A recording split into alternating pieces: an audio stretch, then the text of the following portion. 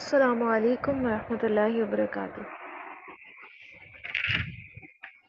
وعلیکم نحمدہ السلام۔ ونصلی علی رسولہ الکریم، اما بعد، فاعوذ باللہ من الشیطان الرجیم، بسم اللہ الرحمن الرحیم۔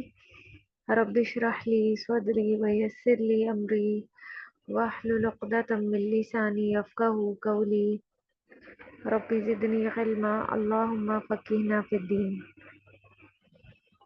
کیا حال ہے آپ کا؟ الحمدللہ ٹھیک۔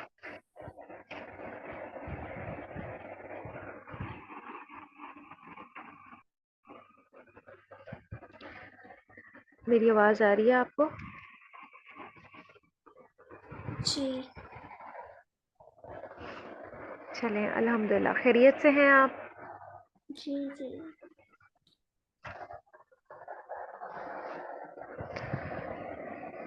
لاسٹ ہم نے آیت نمبر 152 تک سٹاپ کیا تھا۔ اینڈ میں ان دو آیات کا ترجمہ سنائیں گے آپ مجھے، آیت نمبر 151 اور 152۔ آیت نمبر 152 میں یہ بات ہو رہی تھی کہ اے میرے بندو، مجھے یاد رکھو اور میرا شکر ادا کرو اور میری ناشکری نہ کرو۔ اللہ تعالیٰ مسلمانوں کو خطاب کر کے یہ فرما رہے ہیں کہ میں نے تمہیں اتنی بڑی نعمت عطا کی کہ تمہارے اندر ایک رسول بھیجا جس نے تمہاری زندگی سنوار دی، اور بنی اسرائیل سے امامت لے کے مسلمانوں کو دے دی گئی، اور تمہیں اس کام کے لیے چنا گیا جس کام کے لیے پیغمبر بھیجے گئے۔ تو اب ان ساری نعمتوں پر مجھے یاد رکھو تو میں بھی تمہیں یاد رکھوں گا۔ اور اللہ تعالیٰ جو ہے وہ بندے سے اس کے گمان کے مطابق اس کے ساتھ معاملہ رکھتے ہیں۔ ہم اللہ سبحانہ و تعالیٰ کے بارے میں جس طرح سے بھی سوچیں، جیسا گمان رکھیں، اللہ تعالیٰ ویسا ہی کر دیتے ہیں۔ اگر ہم اللہ کے بارے میں اچھا گمان رکھیں گے کسی بھی کام میں، اسی لیے ہمیں اللہ پہ بھروسہ اور توکل رکھنے کا کہا گیا ہے، اور نا امیدی سے منع کیا گیا ہے کہ کوئی بھی کام اگر ہماری منشا، ہماری مرضی کے مطابق اسی طرح سے نہیں ہو پا رہا تو ہم کیا کریں؟ اللہ پہ بھروسہ اور توکل رکھیں اور اچھے نتائج کا گمان کریں۔ تو اس کا فائدہ کیا ہوگا کہ اللہ تعالیٰ ہمارے گمان کے مطابق ویسا کر دیں گے۔ لیکن اگر انسان پہلے سٹیپ پہ ہی نا امید ہونا شروع ہو جائے تو نا امید ہونے سے انسان کی اپنی صلاحیتیں متاثر ہوتی ہیں، کام کو وہ پیک لیول پہ یا اچھے لیول پہ پرفارم نہیں کر پاتا۔ تو اس لیے ہم جیسا اللہ سے گمان رکھیں گے اللہ تعالیٰ کو ویسا ہی پائیں گے۔ پھر ایک جگہ اللہ تعالیٰ نے فرمایا کہ جب میرا بندہ مجھے یاد کرتا ہے تو میں اس کے ساتھ ہوتا ہوں، وہ مجھے تنہائی میں یاد کرتا ہے تو میں بھی اس کو تنہائی میں یاد کرتا ہوں، اور اگر وہ مجھے کسی جماعت کے ساتھ بیٹھ کر یاد کرتا ہے، یعنی زیادہ سارے لوگ مل کے اللہ کا ذکر کر رہے ہوتے ہیں، تو میں ان سے بہتر جماعت میں اس کو یاد کرتا ہوں، یعنی فرشتوں کی جماعت میں۔ اور اگر وہ میری طرف ایک ہاتھ بڑھاتا ہے تو میں بھی اس کی طرف ہاتھ بڑھاتا ہوں، اور اگر وہ میری طرف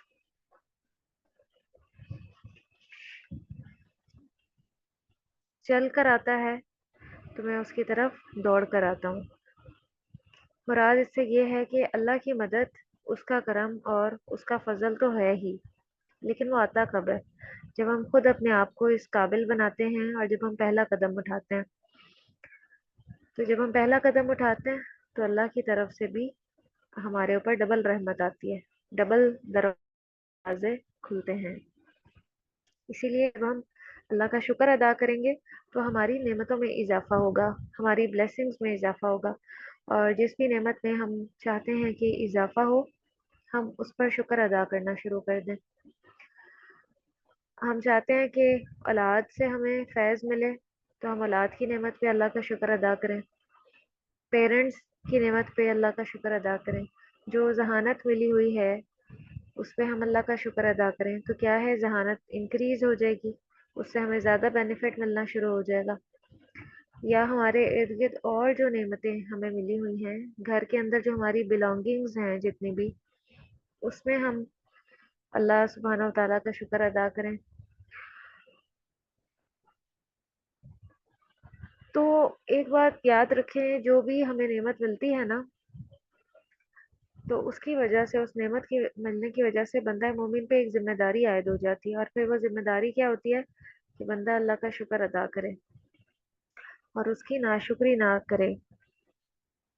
تو اس لیے آج امت وسط بہت زوال کا شکار ہے۔ امت مسلمہ ہم دیکھتے ہیں کہ بظاہر تو بہت ترقی ہو رہی ہے، مال و دولت کی بھی فراوانی نظر آتی ہے، بڑے بڑے گھر نظر آتے ہیں اور بھرے ہوئے بلانگنگز کے ساتھ، نعمتوں کے ساتھ، بہت بڑی بڑی گاڑیاں ہیں، لیکن اس کے باوجود جو اللہ کی رحمت اور مدد کا دروازہ ہے نا، وہ بند نظر آتا ہے۔ وہ کس طرح؟ قحط کی صورت میں ہم دیکھتے ہیں یہ اللہ کی ناراضگی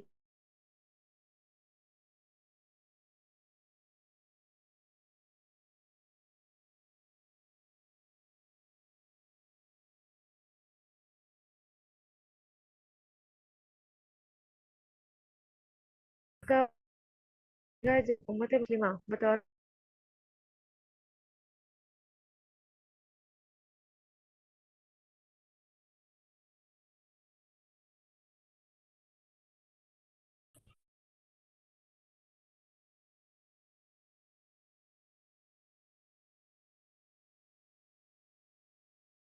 ایپ نعمت کہ ہمیں نعمت لی ہے، نعمت کو اپنے ذہن میں لے کر آنا ہے، اس کو تصور میں لے کر آنا ہے، اس کو سوچنا ہے کہ ہاں واقعی یہ میرے پاس ہے، اس کو اپنا کمال نہیں سمجھنا، کیونکہ جب ہم کسی نعمت کو اپنا کمال سمجھتے ہیں پھر ہم اس پہ شکر ادا نہیں کرتے، بلکہ ہمارے دل میں اپنی بڑائی آتی ہے۔ اور دوسرا پوائنٹ اس کے بعد، دل کے اندر نعمت دینے والے کے لیے اچھے جذبات کا ہونا، اس کو یاد رکھنا۔ اور پھر تیسری چیز، زبان سے بھی اس کا ذکر کرنا۔ اور پھر چوتھی چیز یہ کہ عمل سے اس کو راضی کرنا۔ یہ چاروں پوائنٹس آپ نے نوٹ کر لیے؟ جی وہ بیچ میں سے پھر سے ایک دفعہ ریپیٹ کر لیں۔ سب سے پہلا پوائنٹ شکر ادا کرنے کا، اعتراف نعمت، کہ ہاں یہ نعمت مجھے ملی ہے۔ اور دوسرا پوائنٹ، دل کے اندر نعمت دینے والے کے لیے اچھے جذبات کا ہونا، اس کو یاد رکھنا۔ اور تیسرا پوائنٹ کہ زبان سے بھی اس کا ذکر کرنا، اللہ کا بھی ذکر کرنا اور اس کی دی ہوئی نعمت کا بھی ذکر کرنا زبان سے۔ اور چوتھا پوائنٹ عمل ہے۔ آیت نمبر 153 ہے، یا ایہا الذین آمنوا استعینوا بالصبر والصلاۃ، ایمان والوں سے خطاب ہے۔ اس سے پہلے بنی اسرائیل کے حالات بتائے گئے تھے، ان سے خطاب تھا۔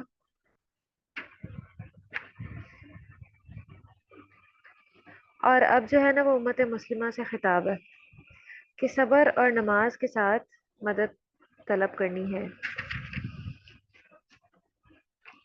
مدد مانگتے رہنا ہے۔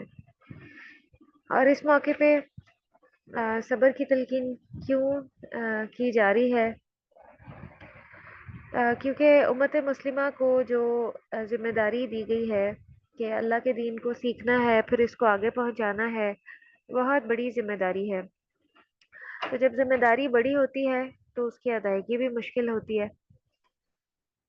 جب نعمت بڑی ہوتی ہے تو اس کا شکر بھی زیادہ بڑا ہوتا ہے، اس کی قدر دانی کے لیے کوشش بھی زیادہ کرنی پڑتی ہے۔ تو نعمت ایک طرح کی ذمہ داری ہوتی ہے۔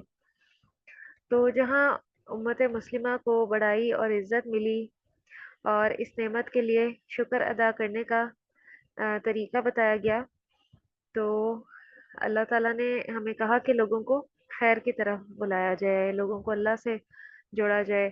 لیکن جب کوئی یہ کام کرنے لگتا ہے تو لازمی طور پر انسان کو تنقید اور تکلیف دہ باتوں سے بھی واسطہ پڑتا ہے، اور انسان کی یہ کمزوری ہے کہ تنقید ہمیشہ اسے ناپسند آتی ہے۔ آپ خود سوچیں کہ کون سا رویہ زیادہ بہتر اور بھلا لگتا ہے، اگر تعریف ہو رہی ہو یا تنقید ہو رہی ہو، دونوں میں سے عام طور پہ کس رویے کو پسند کیا جاتا ہے؟ तारीफ। बिल्कुल। एप्रिसिएशन भली लगती है, उससे एक मोटिवेशन मिलती है। लेकिन अगर कोई तनकीद कर रहा हो, हमारे काम में से नेगेटिविटी निकाल रहा हो, तो वो रवैया अच्छा नहीं लगता। तो यहाँ पे ये बताया जा रहा है कि जब तुम लोगों की भलाई चाहो और लोग तुम्हारे साथ बुरा सलूक करें, तो दिल नहीं हारना, हिम्मत नहीं हारनी। ऐसे मौके पे अल्लाह से मदद तलब करनी है।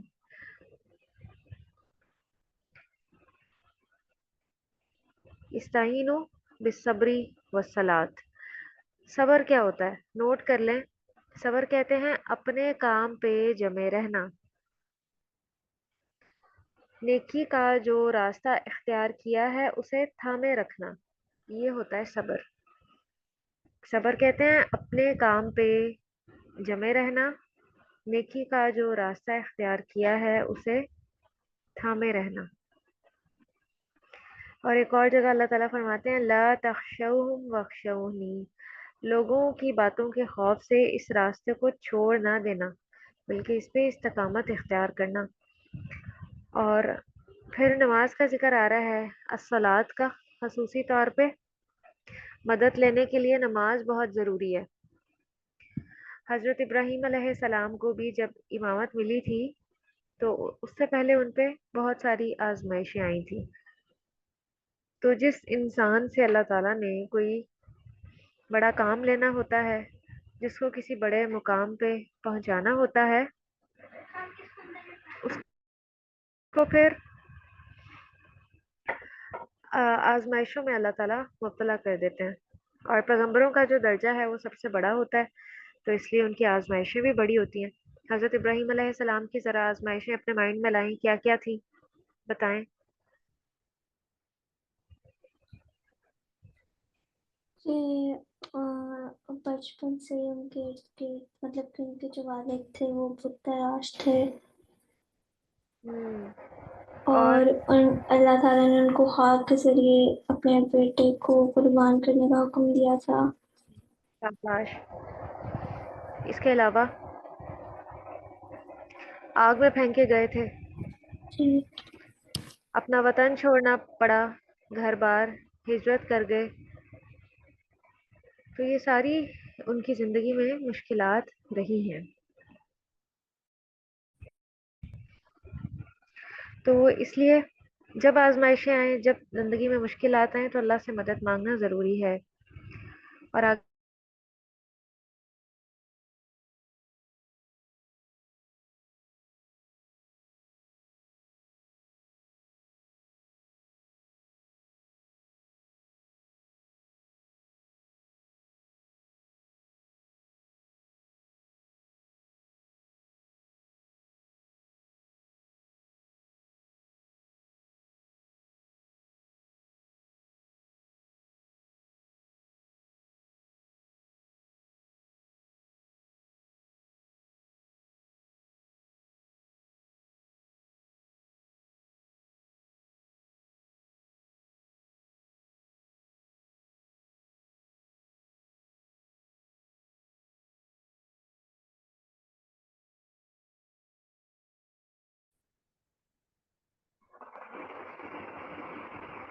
जी, शैतान कुछ इस किस्म के ख्यालात और वसवसे दिल में डालता है।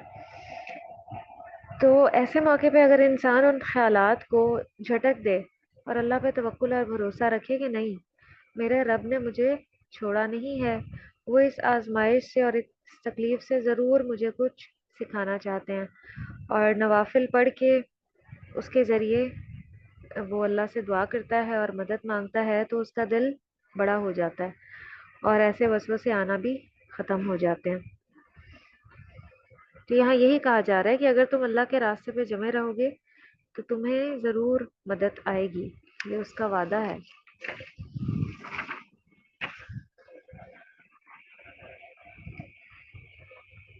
और सहाबा कराम में से बहुत सौ ने तो इस रास्ते पे जान की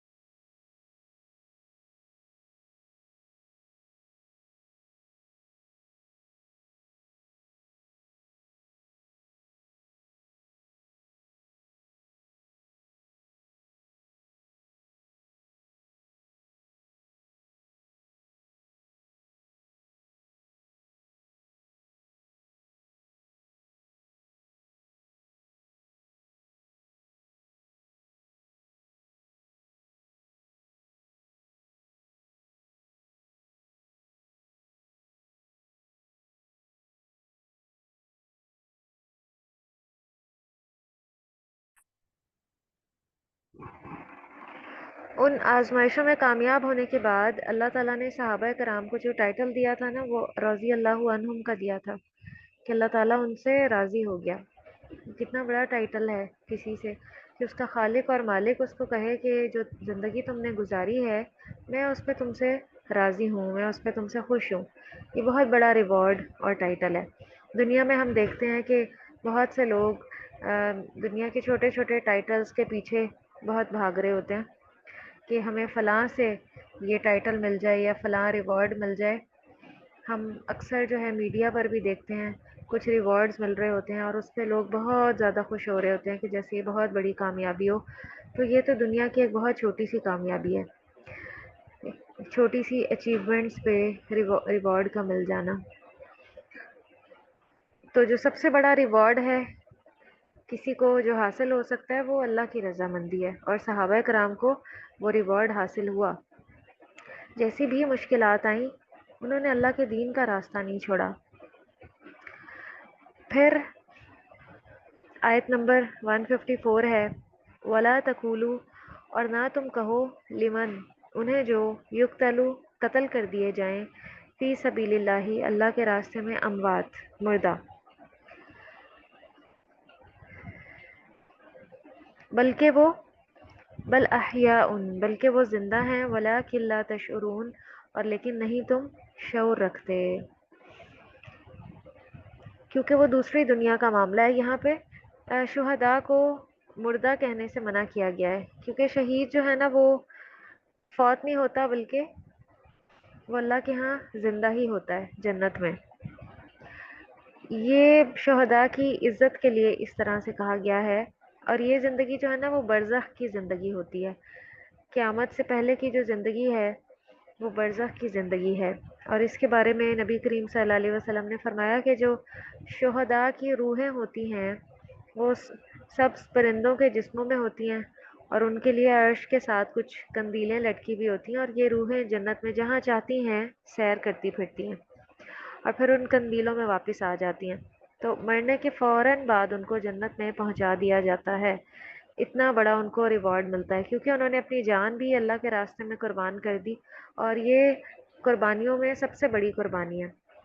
जैसे कोई भी इंसान कुछ अपने माल की कुर्बानी देते हैं, माल सदका और खैरात करके, वो एक तरह से कुर्बानी होती है। कुछ अपने वक्त की कुर्बानी देते हैं, वक्त को अल्लाह के रास्ते में लगाते हैं। तो जो सबसे बड़ी कुर्बानी हो सकती है ना, वो किसी भी इंसान की अपनी जान की सूरत में होती है। तो इसलिए उसका रिवॉर्ड भी इतना बड़ा है कि जो शुहदा हैं, वो जैसे ही शहीद होते हैं, और उनको मुर्दा कहने से भी मना किया गया है। जो शहीद हुआ है उसको शहीद ही कहा जाएगा। उनकी रूहें फ़ौरन जन्नत में पहुंचा दी जाती हैं। फिर आगे अल्लाह ताला फरमा रहे हैं, वला नबलुवन्नकुम, और अलबत्ता हम ज़रूर आजमाएंगे तुम्हें,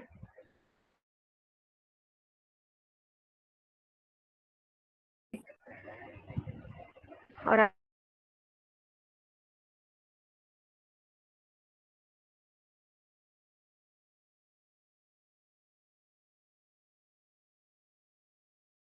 अपनी मालों से, वल और जानों से, वसमरात, और ये सारी कमियां बताई जा रही हैं।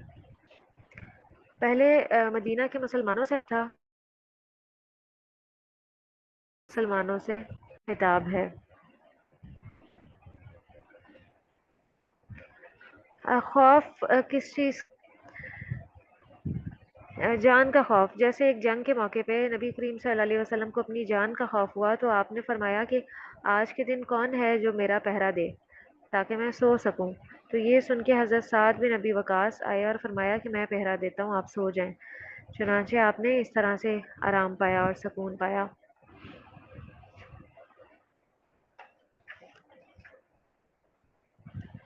इसी तरह और भी कई जंगों के मौके पे मुसलमानों को इतना खौफ होता था कि वो सो नहीं पाते थे। तो ये खौफ जो है ना, ये अल्लाह के रास्ते का है।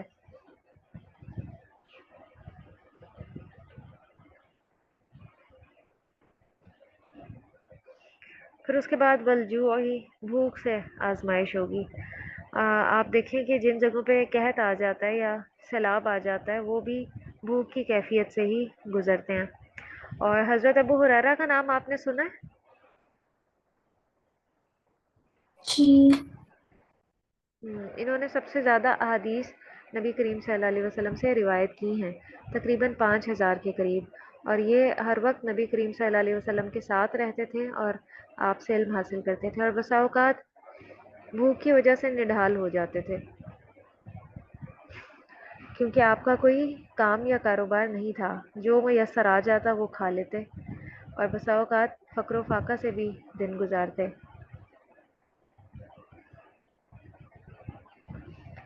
اور انہی میں اصحاب صفا میں کچھ اور بھی صحابہ کرام تھے جو دور دراز کے علاقوں سے علم سیکھنے کے لیے مدینہ میں جمع ہوئے تھے، اور انہوں نے اپنے گھر بار، اپنے کاروبار دین سیکھنے اور سکھانے کے لیے چھوڑ دیے تھے۔ اس طرح انہوں نے بہترین امت ہونے کا رول ادا کیا۔ اب ہم اپنے حال کو دیکھیں کہ ہماری حالت کیا ہے، کہ ہم کیا دین کے لیے کچھ چھوٹی سی قربانی بھی کرتے ہیں؟ ہمیں تو گھر کے اندر رہتے ہوئے اتنی نعمتوں میں، اتنی سہولیات میں ایک نماز کا پڑھنا ہی مشکل لگتا ہے، وہی ہمارے اوپر بہت گراں اور بھاری ہو رہی ہوتی ہے۔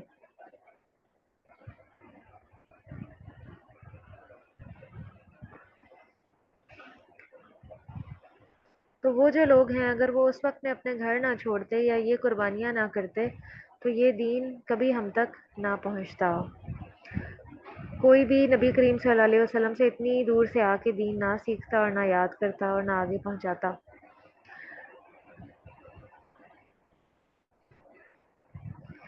حضرت عائشہ ایک بار فرماتی ہیں اپنے بھانجے سے، عروہ بن زبیر ان کا نام تھا، وہ کہتی تھیں کہ میرے بھانجے، ہم پر ایسا وقت بھی گزر چکا ہے کہ ہم ایک چاند دیکھتے کسی مہینے میں، پھر دوسرا چاند، یعنی 2 مہینے، اور ہمارے گھر میں آگ نہیں جلتی تھی، اور آج ہم الحمدللہ کتنے طرح طرح کے کھانے بناتے ہیں اور کھانے کھاتے بھی ہیں، لیکن ہم یہ دیکھیں کہ ہم اس پہ کتنا شکر ادا کرتے ہیں۔ تو وہ فرماتی تھیں کہ 2 مہینے گزر جاتے تھے اور ہمارے گھر آگ نہیں جلتی تھی، یعنی پکا ہوا کھانا نہیں ہمیں ملتا تھا۔ تو ان کے بھانجے نے سوال کیا جن کا نام عروہ تھا کہ خالہ، پھر آپ کا گزر کس چیز پہ ہوتا تھا؟ تو حضرت عائشہ نے فرمایا کہ کھجوروں پر اور پانی پہ، یعنی ان کے پاس جو کھجوریں اویلیبل ہوتی ہوں گی وہ کھا لیتے تھے، یا کبھی ہمسایوں کے چند انصاری تھے، ان کے پاس کچھ بکریاں ہوتی ہیں اور وہ اس کا دودھ بھجوا دیتے بطور تحفہ، اور نبی کریم صلی اللہ علیہ وسلم وہ خود بھی پی لیتے اور اپنے گھر والوں کو بھی پلا دیتے۔ ایک بار جب کفار مکہ نے آپ سے یہ کہا تھا نا کہ ہم تو آپ پہ تب ایمان لے کر آئیں گے جب آپ کے لیے سونے کا گھر ہوگا یا احد پہاڑ جتنا آپ کے پاس سونا ہوگا، ہم تب آپ پہ ایمان لائیں گے۔ تو حضرت جبرائیل علیہ السلام آپ کے پاس حاضر ہوئے اور عرض کرنے لگے کہ اگر آپ چاہیں تو یہ جو احد پہاڑ ہے یہ آپ کے لیے سونے کا کر دیا جائے، یعنی آپ کی لائف ایسی ہو۔ لیکن نبی کریم صلی اللہ علیہ وسلم کی لائف کیسی تھی آپ بتائیں، کچھ آئیڈیا ہے آپ کو؟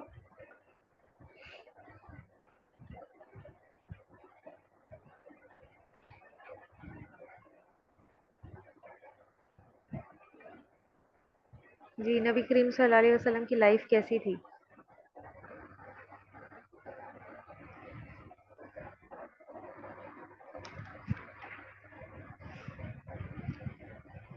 آپ کا جو گھر تھا وہ اتنا چھوٹا تھا کہ اگر آپ کھڑے ہوتے تھے تو ہاتھ چھت کو لگتا تھا، اور اس کی چوڑائی بھی اس کی بہت کم تھی، اور آپ کا جو بستر ہے وہ چھال کا بنا ہوا تھا جو کھجوروں کی ہوتی ہے، یعنی سخت بستر تھا، بہت سافٹ بستر نہیں تھا۔ بسا اوقات آپ اس پہ لیٹتے تھے تو اس کے نشان آپ کے جسم پہ نظر آتے تھے واضح۔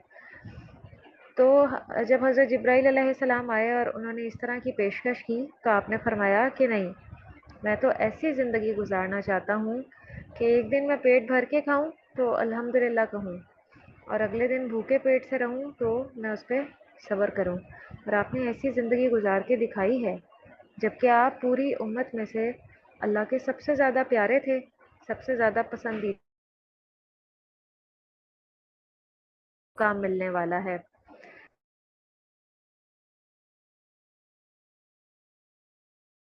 یہ سبق ہے کہ علی صرف ہے کہ جس کے پاس بہت اس کے پاس نعمتیں ہوں، بڑا سا اس کا گھر ہو، بڑی سی اس کی سواری ہو، گھر نعمتوں سے بھرا ہوا ہو، اصل خوشحال وہ ہے جس کو دین کی نعمت ملے، وہ اس پہ عمل کرے اور اپنے دل کو وہ ہیپی بنا لے، پرسکون بنا لے، مطمئن بنا لے۔ اصل خوشحال ایسا انسان ہے۔ تو نبی کریم صلی اللہ علیہ وسلم کی ذات ہمارے لیے بہترین اسوہ حسنہ ہے۔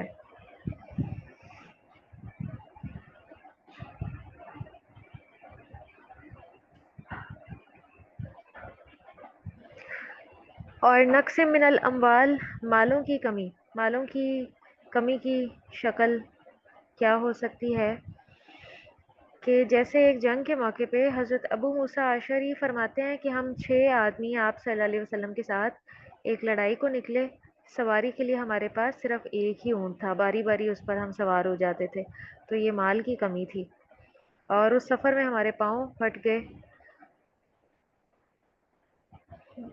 اور ان کے پاؤں میں جو جوتیاں تھیں وہ بھی ٹوٹ گئی تھیں۔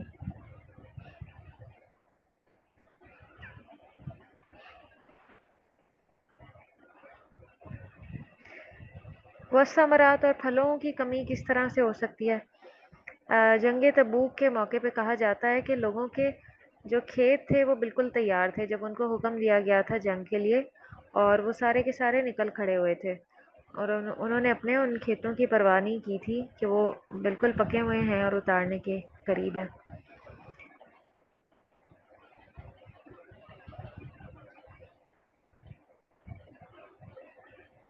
اور کس طرح، اور مختلف مسا اوقات کچھ ایسی جنگیں بھی ہوتی تھی مسلمانوں کے پاس کھانے کے لیے صرف کھجور ہوتی تھی اور کچھ بھی نہیں ہوتا تھا، اور صحابہ کرام وہی کھجوریں کھا کر جہاد کرتے ہوتے تھے، اور کئی بار ایسے ہوتا تھا کہ وہ بھی ختم ہو جاتی تھیں۔ تو اس لیے دین کے راستے میں جو انسان بھی اخلاص کے ساتھ اللہ کے دین کا کام کرے گا اور دین کو پھیلانے کی کوشش کرے گا تو اسے ان چیزوں سے گزرنا پڑے گا۔ لیکن پیغمبروں پہ زیادہ آزمائشیں آئی ہیں، عام انسانوں پہ اس سے کچھ کم آزمائشیں آئی ہیں۔ عام انسان جتنی آزمائشوں کا بار اٹھا سکتے ہیں ان پہ اتنی ہی آزمائشیں آتی ہیں، اور جس کا ایمان جتنا قوی ہوتا ہے اس پہ آزمائش بھی اتنی ہی بڑی آتی ہے۔ تو صحابہ کرام کو دنیا میں جو ٹائٹل ملا اللہ کی رضامندی کا، وہ آگے 9 سورہ میں اس کی آیت نمبر 100 میں ہم پڑھیں گے، رضی اللہ عنہم ورضوا عنہ، کہ اللہ تعالیٰ ان سے راضی ہو گئے۔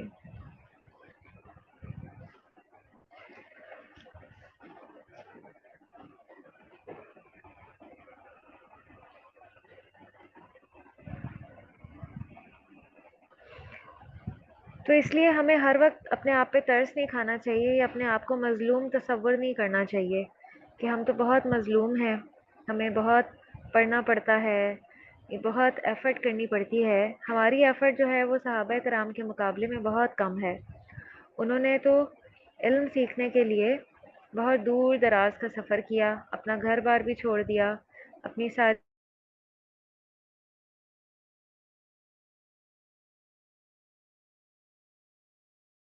کے لیے انہوں نے دین سیکھنے کے لیے ہجرت کی۔ ہجرت چھوڑ دینا، آج اگر ہم علم سیکھ رہے ہیں، اس کے لیے ایفرٹ کر رہے ہیں، تو ہم بہت ایک پرسکون ماحول کے سہولت کے ساتھ علم سیکھ رہے ہیں۔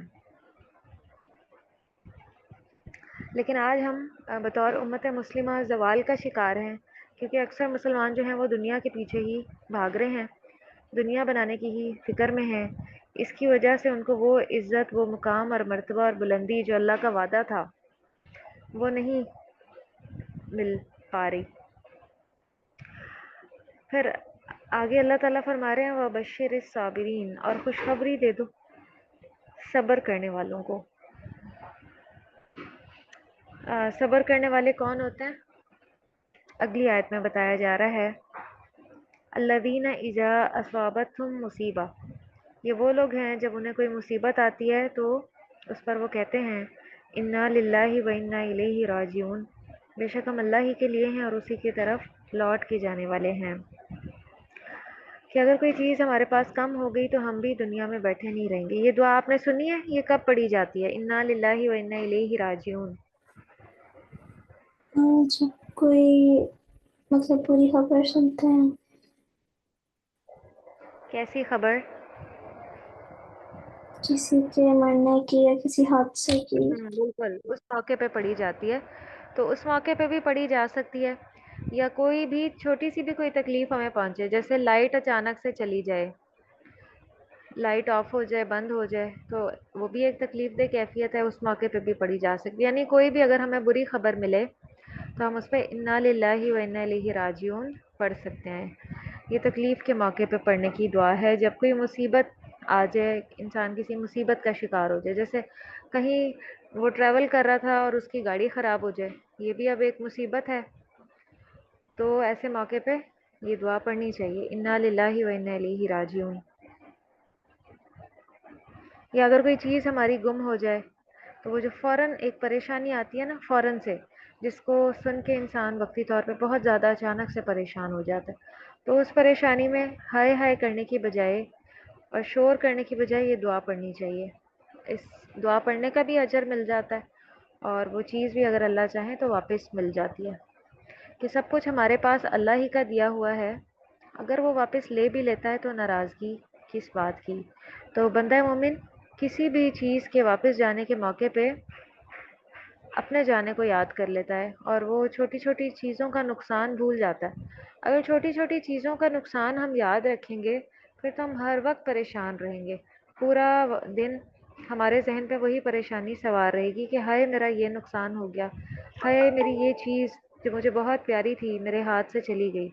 नहीं, छोटी छोटी चीज़ों का जो नुकसान है उसका बोझ हमने अपने ऊपर सवार नहीं रखना हर वक्त। बस ये दुआ पढ़नी है, इन्ना लिल्लाहि व इन्ना इलैहि राजिऊन, और मामला अल्लाह के सपुर्द कर देना कि अल्लाह अगर आपकी रज़ा थी ना कि ये चीज़ आपने ले ली मुझसे, अगर आप इस पे राज़ी हैं तो मैं भी इस पे राज़ी हूँ। हज़रत हुसैन बिन अली रज़ियल्लाहु अन्हु से मरवी है कि आप सल्लल्लाहु अलैहि वसल्लम ने फरमाया, जब किसी मुसलमान मर्द या औरत को कोई मुसीबत पहुँचे और वो उस मुसीबत पे इन्ना लिल्लाहि व इन्ना इलैहि राजिऊन पढ़े, तो अल्लाह ताला इस कदर सवाब लिख देता है जितना उसको उस पर सब्र करना पड़ा था। यानी अगर हमें कभी कोई अपनी पिछली खोई हुई चीज़ याद आ जाती है, कोई नुकसान याद आ जाता है, और उस मौके पे भी बंदा इन्ना लिल्लाहि व इन्ना इलैहि राजिऊन पढ़ता है, तो तब भी उसके लिए अजर लिखा जाता है। तो मुसीबत आने पे एक बंदा मोमिन का रवैया ये होता है कि वो अल्लाह की तरफ रुजू करता है और इन्ना लिल्लाहि व इन्ना इलैहि राजिऊन पढ़ता है।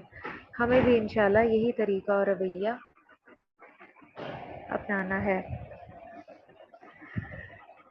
ग्रामर अब पढ़ते हैं।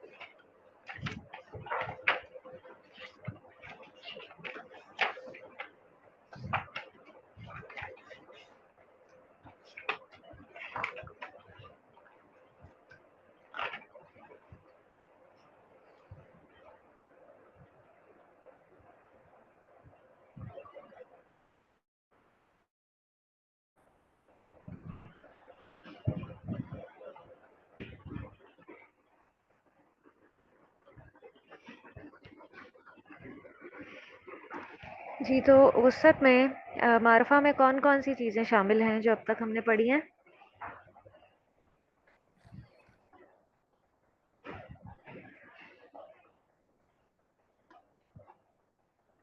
اسم علم اسم علم جس میں نام ہوتے ہیں، جگہوں کے نام، چیزوں کے نام، انسانوں کے نام. جیسے کسی بھی لینگویج میں جو ناؤن ہوتا ہے اسی کو اسم علم کہا جاتا ہے، جس میں چیزوں کے نام ہوتے ہیں. پھر اس کے بعد اسم ضمیر ہاں، جن کو پروناؤنس کہا جاتا ہے، جو ناؤن کی جگہ پہ استعمال ہوتے ہیں. پھر تھرڈ نمبر پہ اشارہ ہاں، جیسے انگلش میں دس اینڈ دیٹ استعمال ہوتے ہیں، اسی طرح عربی میں ہاذا، ہاذہ، ذالک اور تلک استعمال ہوتے ہیں. پھر فورتھ نمبر پہ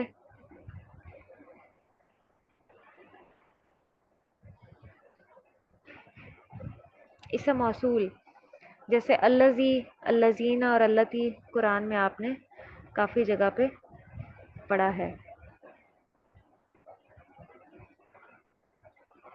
اور پھر پانچویں نمبر پہ ہے معرف باللام. کسی بھی اسم کے ساتھ اگر الف لام لگا ہوا ہے تو الف لام کا لگنا اس کو معرفہ بنا دیتا ہے. جیسے کتاب ہے، کتاب اب کامن ناؤن ہے، پراپر ناؤن نہیں ہے. اگر کہیں کتاب لکھا ہوا ہے تو ہم اس کو پڑھیں گے کتابن، کوئی بھی کتاب. لیکن جب الف لام ساتھ لگ جائے، الکتاب ہو جائے، تو اس کا مطلب ہے کوئی خاص کتاب کی طرف اشارہ کیا جا رہا ہے. اسی طرح تثنیہ کا جو صیغہ ہوتا ہے، دو کتابیں، ان کو کتابانی الف نون لگا کے ہم پڑھتے ہیں، دو کتابیں. تو اگر کسی خاص دو کتابوں کی طرف اشارہ ہو تو الکتابانی کہا جائے گا. پھر اسی طرح کتاب کی جو جمع مکسر ہے وہ بنتی ہے کتب، کتبن، بہت سی کتابیں. اور اگر کچھ خاص اسپیسیفک کتابوں کی طرف اشارہ ہے تو پھر الکتب ہو جائے گا.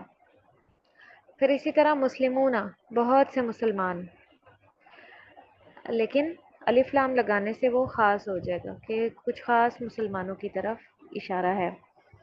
الف لام کو، الف لام میں جو حمزہ ہے اس کو حمزۃ الوصل بھی کہتے ہیں، حمزۃ الوصل. معرف لام یا الف لام آ جائے تو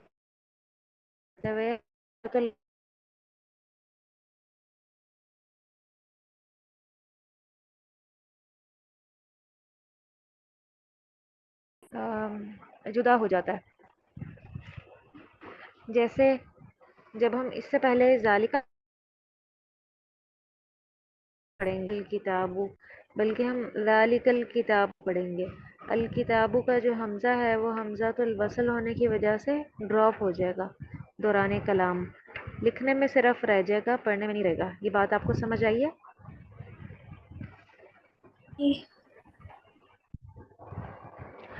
اب نیچے القمرو کے ساتھ ذالکہ لگائیں، کس طرح سے اس کو پڑھا جائے گا؟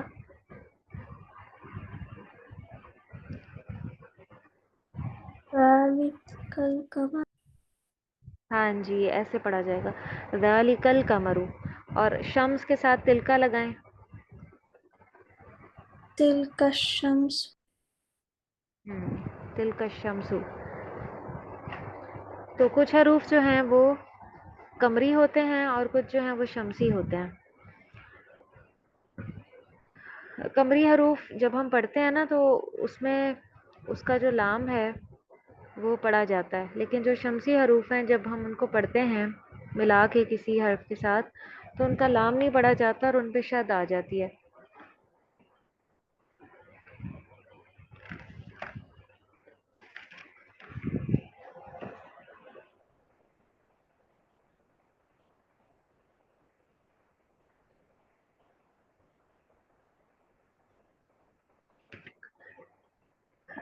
مندرجہ ذیل جملے میں 14 حروف استعمال ہوئے ہیں جو سب کے سب قمری حروف ہیں. ان کے علاوہ باقی 14 حروف شمسی ہیں. الف لام کسی معرفہ اسم پر داخل نہیں ہوگا سوائے اس کے کہ اہل زبان داخل کریں. جیسے الروم، روم تو آلریڈی معرفہ تھا، جگہ کا نام ہے، اس کے ساتھ بھی کئی بار الف لام لگ جاتا ہے. القاہرہ یا العباس، الحسن، الحسین، یہ سارے آلریڈی معرفہ ہیں لیکن پھر بھی اہل زبان کئی بار اس کے ساتھ الف لام لگا دیتے ہیں. عربی کا الف لام انگلش کے آرٹیکل دا کے مشابہ ہے. جس طرح انگریزی زبان میں دا کاؤ ہوتا ہے، اس سے مراد کوئی مخصوص گائے ہوتی ہے، اسی طرح عربی میں الانسانوں سے مراد کوئی متعین انسان بھی ہو سکتا ہے اور نسل انسانی بھی۔ نکرہ اور معرفہ کے ترجمے میں فرق کرنے کے لیے الف لام کا اضافہ کر دیا جاتا ہے۔ کتابن، جب ہم اس کا ترجمہ کریں گے تو کہا جائے گا ایک یا کوئی بھی کتاب، اور الکتابو کا ترجمہ کریں گے کتاب، کتبن کا ترجمہ کریں گے کچھ کتابیں، اور الکتبو کا صرف کتابیں۔ قلمن، ایک یا کوئی قلم، اور القلمو کا ترجمہ ہم کریں گے قلم۔ اقلام، کچھ قلم، اور الاقلام قلم صرف۔ تو یہ آپ کو کلیئر ہے یہاں تک؟ جی انگریزی کے کا جو ورڈ دا ہے وہ کس کے مشابہ ہوتا ہے عربی میں؟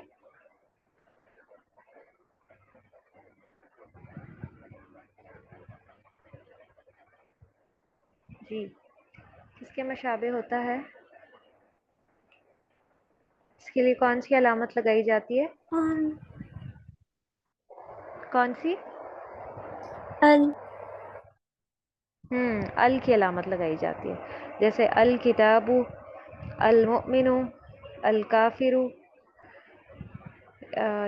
یا القلم، یہ ساری اس کی مثالیں۔ اب آپ ترجمہ سنائیں گی جو آج کی آیات کا تھا، 2 آیات، جی جی یا آپ ریوائز کرنا چاہیں گی؟ سنا دیتی ہوں۔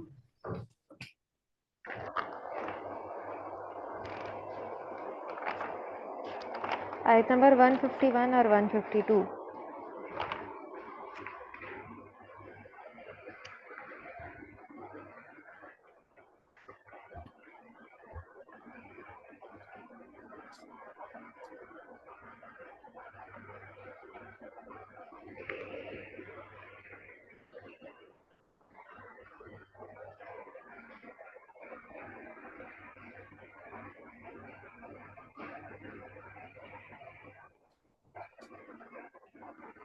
جی سناؤ۔ سنائیں۔ کما، جس طرح، ارسلنا، ہم نے بھیجا، فیکم، تم پہ، رسولاً، ایک رسول، منکم، تم میں سے، یتلو، تلاوت کرتا ہے، علیکم، تم پر، آیاتنا، ہماری آیتیں، و، اور، یزکیکم، پاک کرتا ہے تمہیں، ویعلمکم، وہ سکھاتا ہے تمہیں، الکتاب والحکمت، کتاب اور حکمت، ویعلمکم، اور سکھاتا ہے تمہیں، ماں جو لم نہیں تکونو تھے تم، تعلمون، جانتے، فاذکرونی، لہذا جیسے انگلش میں پاسٹ کنٹینیوز ہوتا ہے نا، کہ گزرے ہوئے زمانے میں کوئی کام مسلسل ہوا تھا، تو اسی طرح یہ کانا یکونو کا ترجمہ ہوتا ہے، جیسے تکونو، تھے تم، کہ ماضی میں کوئی کام تم کرتے تھے، جیسے پاسٹ کنٹینیوس ہوتا ہے، ایسے ہی عربی میں کانا یکونو ہوتا ہے۔ فاذکرونی، لہذا تم مجھے یاد کرو، اذکرکم، میں تمہیں یاد رکھوں گا، واشکرو، اور تم شکر کرو، لی، میرے لیے، ولا، اور مت تکفرون، ناشکری کرو میری۔ شاباش۔ یہ اذکرو جو ہے نا وہ فعل امر ہے لیکن جمع کا صیغہ ہے، ہمیں اس کے درمیان میں یہ جو واو ہے اس سے پتہ چل رہا ہے، مراد یہ ہے کہ اللہ تعالیٰ سب سے یہ فرما رہے ہیں، سب کے لیے یہ حکم ہے، سب مسلمانوں کے لیے، کہ سب مجھے یاد کرو، سب میرا ذکر کرو، اور سب میرا شکر کرو۔ واشکرو میں بھی واو ہے، یہ جمع کی واو ہے، فعل امر جمع مذکر غائب۔ چلیں ٹھیک ہے، وآخر دعوانا ان الحمد للہ رب العالمین، سبحانک اللہم و بحمدک، نشہد ان لا الہ الا انت، نستغفرک ونتوب الیک، والسلام علیکم ورحمۃ اللہ وبرکاتہ۔